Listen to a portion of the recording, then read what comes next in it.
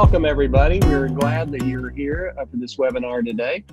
And I want to thank especially Jeffrey Boyce and Deacon Brian Wright. Brian Wright is the chair of our task force on homelessness that's been doing a lot of work in our convention and across our diocese. Jeffrey Boyce is the missioner, my missioner for homelessness in Tacoma, Pierce County. And he has been working on this bill extensively with the House and in Olympia. And I think it's a significant bill for allowing us to have some more autonomy and authority in using our church properties. But it's also confusing and like many legal things, a little bit complicated. So we decided to do the webinar to try to inform you as much as we can about this. So I want to thank Judy Andrews, our wonderful Chancellor. I don't know what I'd do without her. She's here to give a brief legal description on this. And then I also want to thank people in the background, Carrie Allman and Matt Koski, who are from the staff, who are just helping us all stay on track. So welcome to this. Bless you all. And I'm going to turn it over now to Judy Andrews, our Chancellor, so she can take you through some of the legal aspects of this bill. All right, Judy, it's all yours. Thanks. So let me start by saying that this statute has lots of detail. So I'm really going to be doing an overview and providing some of the detail, but there is a lot of detail in it that you'll need to look at should your congregation decide to provide some sort of housing program for unsheltered people. So the bill is 1754, so you all can go to the legislative site and pull it up on that number, and I've also included the statute number so that you'll know how to find it in the statutes if you look at the RCWs. So this bill sets limits on the power of local governments to regulate the provision of housing by churches for unsheltered people. And it does this by prohibiting local governments from imposing conditions that substantially burden the decisions or action of a church regarding the location of housing or shelter for unsheltered persons. It's put in these words, the substantial burden, because there is a federally protected practice of recognized religious assembly with respect to churches providing these services for unsheltered people. So that is the balance that this legislation is trying to provide, which is to allow for some regulation to protect health and safety, and at the same time to not place a substantial burden on providing housing for unsheltered people. So it provides a framework in which to start discussions with local governments, and these are counties and cities, for permission to provide this housing. So I'm going to be referring to local government throughout, but really what we're talking about is counties and cities and code cities. In Washington, we have two types of cities in the statutes. One is cities and the other is code cities. So all cities are covered by this statute or this legislation, which covers multiple statutes. So the legislation has some good findings. They find that homeless residents hosted by churches are vulnerable and at increased risks, and that the services provided by churches serve as pathways for individuals to receive services and achieve stability. And the intention of this legislation is to provide a way for local governments and churches to work together collaboratively to provide these services, which hasn't necessarily been the history in our past. It specifically covers which services are permitted on property owned or controlled by a religious organization. So that's the term that's used throughout, but it clearly covers churches and other religious entities such as churches or other institutions. And the 4 areas that are covered in the statute are outdoor encampments, which is basically what we think of as tent cities, indoor overnight shelter, tiny houses on the site of the church or other property owned or controlled by the church, and then vehicle resident safe parking. So under the legislation, a local government can't enact an ordinance or regulation or take any action that imposes a condition that will substantially burden the decisions or actions of a church regarding the location of shelter on its property, other than conditions that are necessary to protect public health and safety.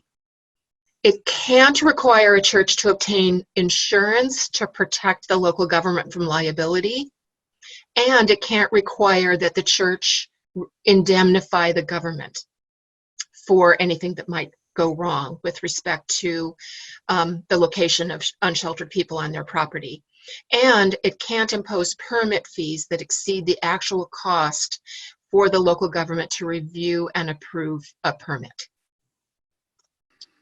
So then the statute details some specific limitations on each of those types of shelter. So the first set of limitations are on outdoor encampment. And there, a local government can't limit the church's hosting of a tent city to fewer than 6 months during a year. It can't require separation of more than 3 months between encampments hosted by a church, and it can't limit a church's encampment hosting to fewer than 4 consecutive months. And then if there are simultaneous church encampments within the same municipality over a given period of time, it actually can't limit the number of them unless they are closely adjacent. It's 1,000 feet in the statute. So then we move to safe parking on an on-site parking lot. And there is another set of limitations. It can't limit a church's availability to host safe parking efforts at its on-site parking lot, including putting limitations on other congregationally sponsored uses and parking available, except there are 3 different limitations. First is not less than 1 space can be devoted to safe parking per 10 on an on-site parking lot, which means that they're limiting the number of vehicles that can be put on a parking lot based on the number of spaces in that parking lot. There must be restroom access, which can be provided either in the buildings on the property or through portables placed on the property. And if there is safe parking provided, the church still must comply with any on-site parking minimum requirement, although they are permitted to enter into an MOU with the church that reduces the minimum number of on-site parking spaces. And let me just stop for a minute and say that one of the things about this legislation that I know will be discussed later is that it really encourages churches and counties to collaborate with one another by having a memorandum of understanding that sets out all of the details or many of the details with respect to the shelter that the church wishes to provide. So if a church is offering indoor overnight shelter, there are some limitations on what the government what conditions the government can put on the church. So if the church is hosting in a space that has at least 2 accessible exits, and they don't have a sprinkler system or there are other fire-related concerns, then they can, when there aren't 2 exits and there is a lack of sprinklers or there are other fire-related concerns, they can actually, if they can put limitations if a fire official in that area, in that district or city, says that these concerns pose an imminent danger to persons who would be in the shelter. The county can then enter into an MOU with the church for fire safety to allow it to happen, but it has to meet requirements that are detailed in the statute, and I've listed a few of them. That you must conduct fire district inspections. There must be a panic bar exit doors, and a fire watch agreement, which means that you have to monitor all night long to ensure there isn't a fire. And then there are other conditions that I haven't listed here. So if you're in this situation, you would want to look at all of those conditions. And then there's a set of conditions that relate to having tiny houses on the property. And there's a list of recommendations. There should be an MOU between the parties which limits the duration of the tiny houses to 1 year. There is maximum unit square footage with the units are separated by a certain, by 6 feet. If there's electricity and heat provided, then that has to be inspected. If there are space heaters provided, they must be approved by the local fire department. There must be fire extinguishers in each unit. The houses must include lockable doors and windows with keys, not only with the individual who lives in that house, but also with the managing agency, if there is one, and the church host. And then there's the recommendation that the church partner with a local service provider to develop pathways to permanent housing. So the legislation permits a local government to require that a church offering services to unsheltered people enter into an MOU with the local government. The purpose would be to protect public health and safety of the residents being hosted, as well as the residents of that local government. And there's a list of minimum, if they do enter into an MOU, then there's a list of the minimum information that it must cover, including the right of residents who are being sheltered to seek public health and safety assistance and social services on the site, that they have the ability to express their concerns regarding a managing agency, if there is one, to the church host, that there be a written code of conduct that all the parties agree to, which would be the managing agency, the church host, and all the volunteers. And if there is a managing agency, the ability of the church host to interact with the residents separate from the managing agency. Okay, and then there are some additional requirements as well. So the church host or the managing agency, if there is one, must ensure that all of the residents and guests who live in the sheltering program have a completed sexual offender check. You can still keep those offenders. They can remain in the shelter, but we do have to do sex offender checks, background checks. If the sheltering program is a vehicle safety parking, safe parking program, vehicle residents must be informed on how to comply with laws regarding the legal status of their vehicles and drivers, and there must be a written code of conduct. And if the church host is working with a managing agency that's publicly funded, then they're required to work with local government to use the state's Homeless Client Management Information System as provided for in the statute. So those are really is a very brief summary of some of the details. I think hopefully I've hit the major points of the legislation.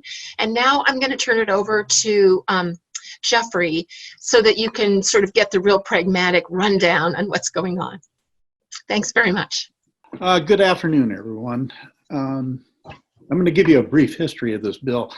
I got involved about 16 months ago when I met Reverend Bill Curlin, who had a similar position in the East Side as I did in Pierce County, helping churches work together in helping the unsheltered. Charlie Spaeth, who's retired from that kind of work, is up in North Seattle, and he was the third party in this whole thing. I was invited to go in and speak again in the House last year, And that was my first introduction to this bill. And I've been working very strongly with both Charlie and Bill for the last over a year now in getting this, not getting it through the legislature last year, but we finally got it through this year. Many meetings with legislators. A big thing to note on this bill is the heading on it, and that is the legislature will be monitoring how this bill is enacted and utilized. And I think that's an important feature. It is based on federal law, RIOPA, that was passed in 2000. And it really does give us a ground floor that the churches and the municipalities can sit down and actually work out a plan to help the unsheltered. I can say safely here in Tacoma, it's been a struggle. It's been a struggle. And the city has done some good things, but they don't have the money to do everything they want to do. This bill is going to help us as churches do the things that we've been talking about and wanting to do, but have been stymied. Case in point is chaplains in the harbor and the struggles they've had down there in Grace Harbor County. This provides a safe floor for compromise where everybody has a voice and everyone can work together. It strongly encourages MOUs, memorandums of understanding. And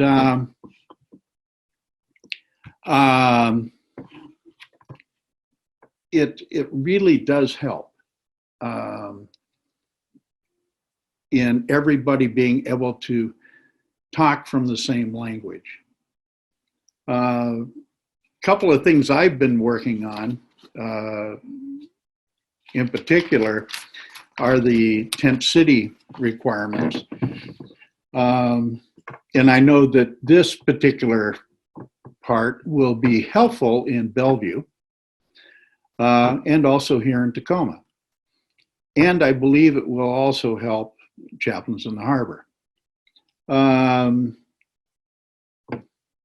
Tent cities are in Tacoma, we have a mitigation site, 90 tents.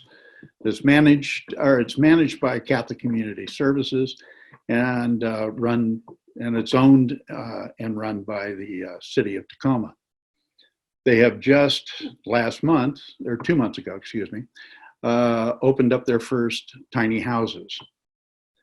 The tiny houses are what they should be, a transition out of homelessness, out of an unsheltered status.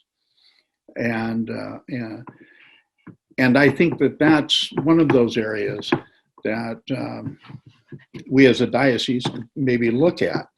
The currently Lehigh Low Income Housing Institute manages several, including the one here in Tacoma, and they've been very good. And in doing some research across the country, it seems to be a rather common feeling that transitional housing is important for somebody who is coming out of unsheltered status and moving into a housing situation.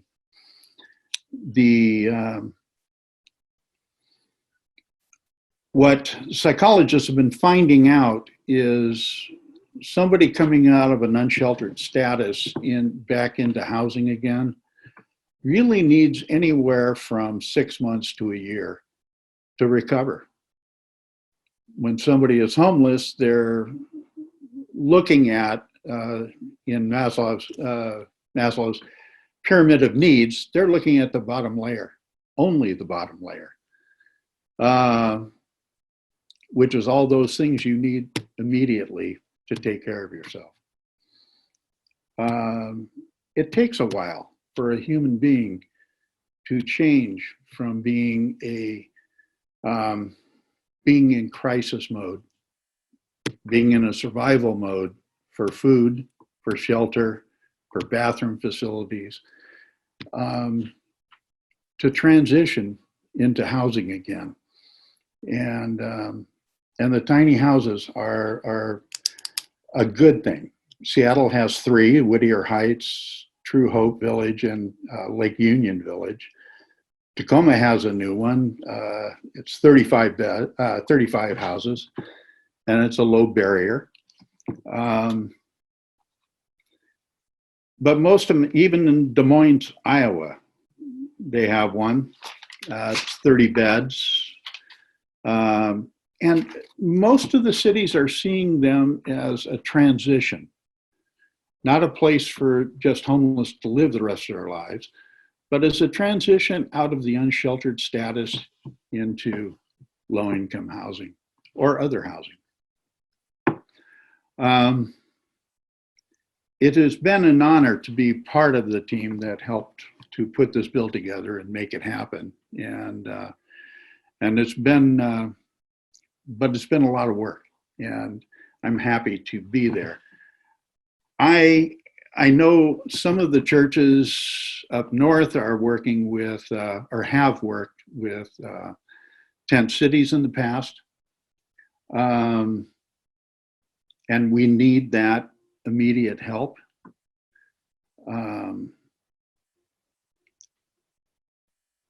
But I think as a diocese, if we could start looking at, as another twist, is start looking at the tiny homes and what possibly we might be able to do there. At this point, I will pass this on to Brian. So just to follow along, the 2 areas that I want to chat about are safe parking and basically providing temporary or emergency shelter, overnight shelter within a facility such as a church. So safe parking is a real way that we can engage with those who are unhoused fairly quickly. The use of space around the church is, at night in particular, is seldom utilized. And by providing it, it provides people that are living in their cars with a safe environment to stay. The 2 conditions that really need to be met for this is access to restroom facilities. That can be either in the church itself or porta potties outside where the parkers are. It also needs to have provisions for increased refuse, which is generated by those people. You would need to have additional ways to manage the refuse. And if you're hosting RVs, you need to have a means for the RVs to basically take care of their sewage disposal. So there are some conditions. It is fairly easy to implement. Where I am, I'm in Redmond, and Kirkland and Redmond both have safe parking facilities, and they operate quite well. The people that are around those churches initially had a lot of concern, and that concern basically vanished as soon as people started interacting with the people that were parking there, which is really a great thing to have happen. So safe parking is something that I would, encourage any church that wants to engage to take a hard look at, because it doesn't mean that you have to be on site overnight. The people there can govern themselves, basically. They do need to have a code of conduct, and they do need to be vetted to a certain extent. But once you've done that, it turns into a fairly easy way to provide spaces for people that need shelter. The other thing to talk about is the use of our facilities to provide for emergency shelter for those people that are unsheltered. The thing that I would recommend any church that's considering doing this is to work with a partner that is experienced in doing that. We, the church that I was at St. John's in Kirkland, we worked with Catholic Community Services, and they basically took over the management. We provided the space, we provided facilities for them, including consumables and that type of thing, but they managed the shelter itself. The condition with that is, as Judy said, they are publicly funded. They get some of their funding publicly. So therefore, they have to adhere with getting people engaged in the homeless management information system that, that the county and the state require. The real benefit of this bill that I can't overemphasize is it provides a means for a church that can't meet all the conditions of the fire regulations relative to sprinkler systems and this and that and the other thing, that they can work with the local fire department, the local fire marshal, and come up with a way to make it work. It does mean that somebody has to be alert and awake all night long as a fire watch, but there are ways to make it happen rather than just having someone say, no, you can't do that. So this act is really very powerful in that regard. And the biggest thing that I can say is it provides that means that we haven't had in the past to really call the local government to the table. They have to now come to the table and at least talk about this. Before, they often just slam the door in our face. So this is a very, very powerful item, and this is what, you know, is the real meat and potatoes of this bill. So those are the two areas that that I wanted to cover. I noticed somebody asked a question about what is the federal statute that both Judy and Jeffrey have mentioned. And that happens to be the Religious Land Use and Institutionalized Persons Act, RLUIPA. And I'm sure if somebody wants to Google that, you can find it. It's quite prevalent on the web. So that's my 2 cents. Okay. I think we've had everybody present. So now we can go to Q&A, I believe. And that's best done under questions and answers. Let's see what we've got. A question: if we build 2 tiny houses on our property, how do we go about getting a permit to hook into the city sewer or water? Can we do that under the church property sewer or water? I would rather not rely on portables. Jump in there first. Yeah. There you go. All right. There wouldn't be any reason why you couldn't tap them into the city. Obviously, you'd have to fit the codes, but it doesn't have to be, one or the other. The experiences I've had and what I've found is several of these facilities have built-in toilets into the tiny houses that do go into the church sewer. And now they're in different states, but one was in San Jose and another one in Medford, Oregon. Thank you. Next question. One of the slides mentioned that the church local government MOU should provide for the right of residents to seek public health and safety assistance and social services on site. Mm-hmm. If the church partner does not or cannot provide those services on site, can a resident demand that the church make these services available and threaten to close the encampment or tiny house village if these on-site services are not provided on-site? You all can step in and correct me, but I think that if you have an MOU with the local government, because there are recommendations that those services be provided, they're going to be addressed somehow in the MOU. And so one thing you would want to do would be to have a backup if you couldn't provide them on site, so that you might have service people coming to your site, or have ways for residents to get to those services as part of the MOU. And then I believe that it would be difficult for a resident to bring some kind of suit or threat against the church for that. Others want to answer that, or is that good? That's good. Okay. Next one.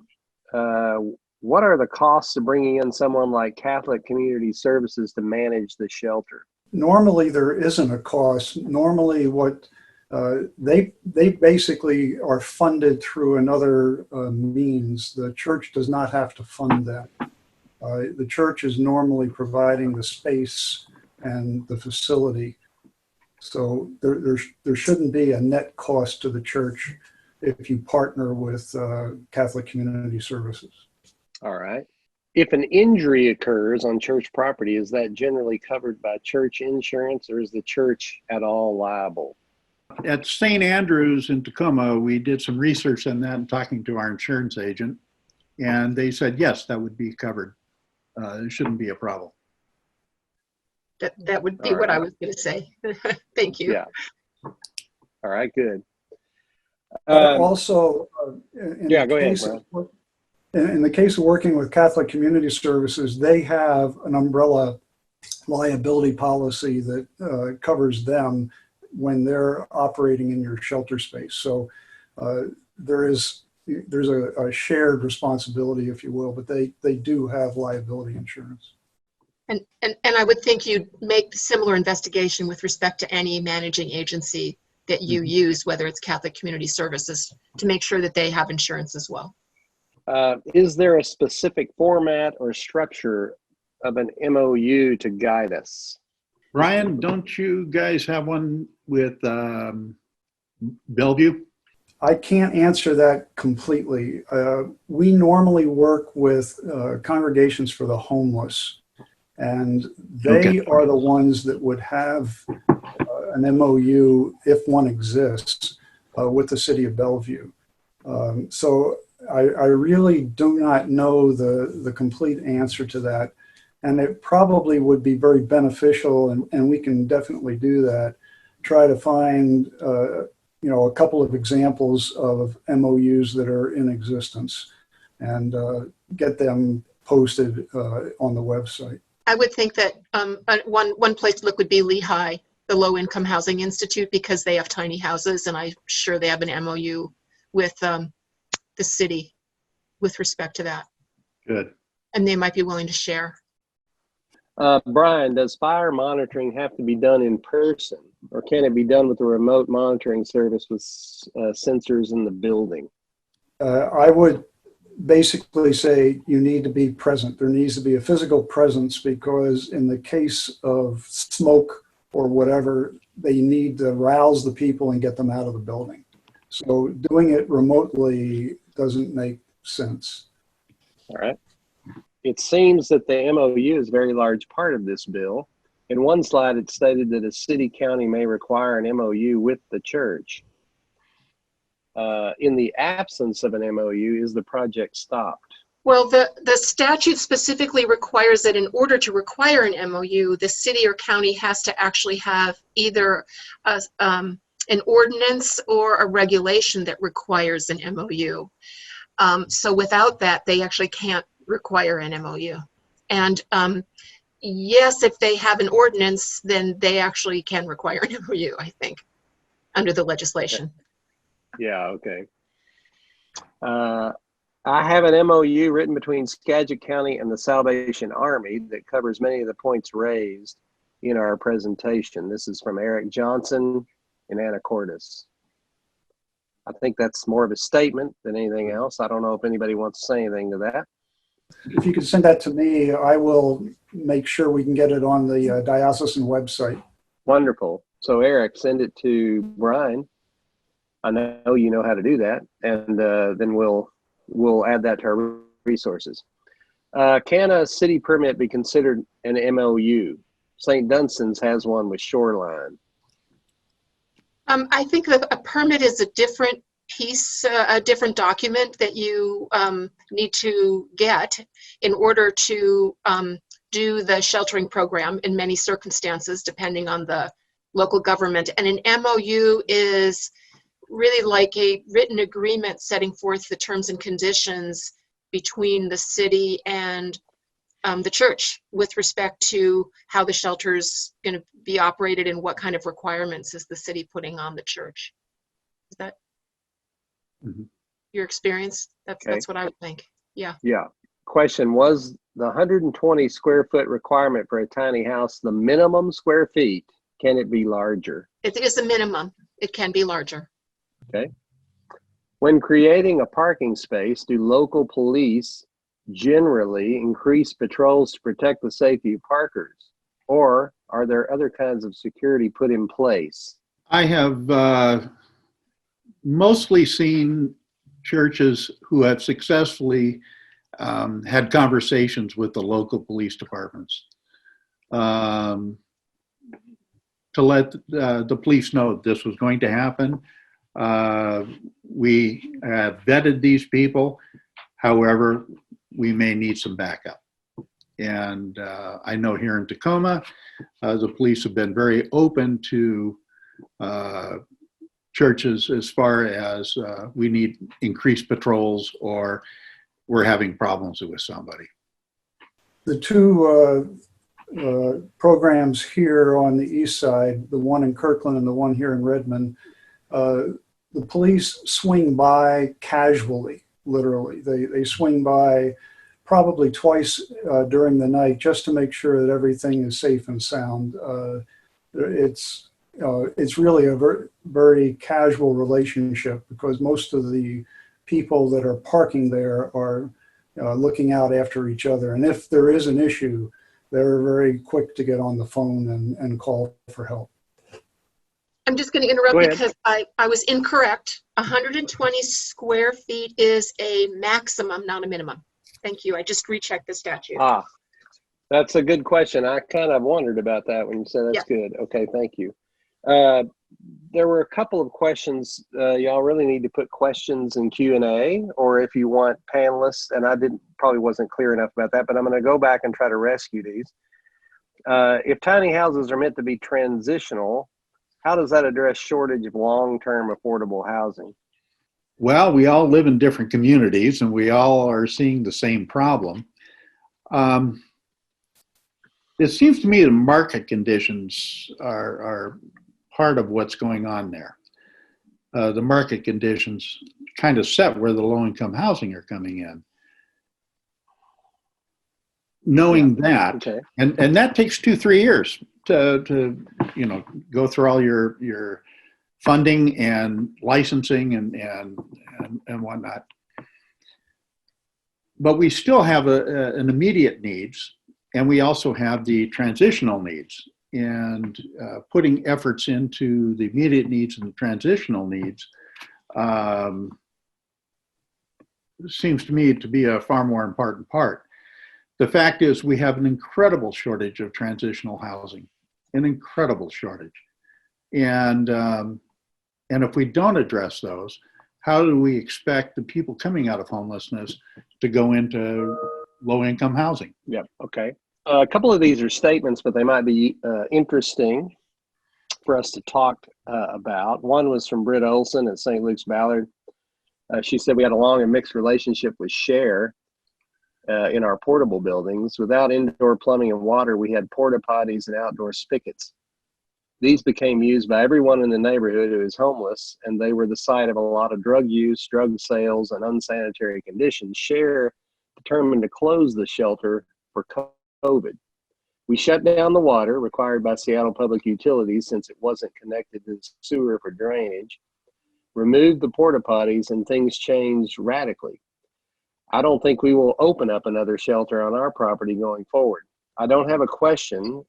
She says, I know that Ballard's very different from other cities, but she wanted to share that with others and with the panelists. I don't know if y'all want to say anything about that. There's one other like that. Horace Greeley said, in Diocese of California, even when there were fire detectors with visual and sound alarms already installed in the facility, local agencies required the physical presence of human monitors. Not put in a question, but I guess it is a question. Is that in this bill? That if you have fire detectors with visual and sound alarms, all of that, you still have to have human monitors? Yes. Yeah, that's what I thought, but thank you. All right. Let's see. I don't see anything else on that. Let me see if we have some more questions. I think we do. The legislation states that local governments can't adopt regulations that substantially burden, that's in quotes, the churches. Is there a definition of this term, or will that have to be decided via litigation? As Judy smiles in big smile. Go ahead, Nunn. I think that that is something that will need to be determined in litigation, because it's I assume it's part of the federal law. That was a And softball. part It of was it. sent in by an attorney. I just want you to know Of course. that question. Of course. I may have missed this, but what is the status of House Bill 1754 in Olympia? That's exactly what this webinar is about. I can answer that. We're discussing bad law. It's not only being considered for a vote, it's been voted on, and that's why we're doing this webinar. I won't tell you who sent that question in. It goes into effect June 11th. All right, June 11th. Very good. We have some thank yous from people for all the work on this, especially to Jeffrey and to Brian and to Judy. Can you give us examples of programs that churches, especially in the Tacoma area, are initiating or currently operating? There are actually very few. I know that Bethlehem Baptist has been doing some more focused on families and safe parking. But they're pretty much it right now. The last I heard, the mayor is working with another church on the west side, working on an MOU. And that just came to me last month, or 2 months ago, excuse me. So we haven't had much church participation down here. Down here, it's been mostly helping out food banks. Let's see, a statement more than anything, but let's look at it. Well, first of all, have there been conflicts with local fire codes and the national fire codes, which are pretty hardcore at times? I guess, have there been? We don't know because we haven't instituted this yet, but maybe you all know some things around this. I do. Question. Okay. All right, go ahead. It was a major question that came up last year in the legislature in regards to this bill. And the state fire marshals wanted to step in and offer their concerns. And they did. And so in the interim, I mean, the fire marshals finally agreed that having no less than 2 methods of egress with safety doors and 2 people awake with cell phones to call 911, they would tolerate that. Okay. Maybe I missed this. Is there a limit to how long a person can stay in transitional housing, such as tiny houses? The general feeling is 1 year. And I know that in Coyote Village down in Olympia, they have a 1 year plus, but my understanding is they have a letter of, or a memorandum of understanding with the city of Olympia for 10 of the original 20 people are still living there, and we're 3 years down the road. So it's a limit, but it's not a hard limit, it sounds like. Maybe a follow-up question is, could a city or anything impose a limit There's a recommendation in the statute as to a limit of 1 year, but it's clearly specified that it's a recommendation. I think it would be difficult for a city to impose a 1 year. I think that would be a substantial burden. I would agree. Okay. Yeah. We just have a statement here that there is a family that's moved into an apartment in the office building of a church. They only needed 5 months to get on their feet and qualify for an apartment and have a down payment. It seems people need a few months rent-free to get on their feet. I do think there is a need for transitional housing for this reason. Yeah, I think everybody agrees with that. The family currently in our apartment are needing a little more time. They've been with us about 8 months. So that's more of a statement, not really a question that I see in there, but I wanted to go ahead and say that. I don't see any other questions. We are getting close, but we've got 9 minutes if anybody does have a question. Yeah, so we have one statement just thanking you all again, your panelists, so much for doing this work. Jeffrey, I especially want to thank you for your shepherding of this, and to say to this crowd that in the midst of this, and even in the midst of the last few weeks of planning for this webinar, Jeffrey's father died, and he just kept on working with us on this. So our condolences to you, Jeffrey, and may you rest in peace and rise in glory. And thank you for all your very good work on this. Brian, for your work on the task force, and for all the task force, we give great thanks for all of you, because you kept this in front of us, and that's been very, very important, and I hope you'll continue to do that. And Judy, thank you for your work always, and again today. And for Carrie and Matt, who are behind the scenes helping us, and also April, who's not on here today, but she helped a lot putting this together, as she always does. Wait a minute, I've got a couple questions.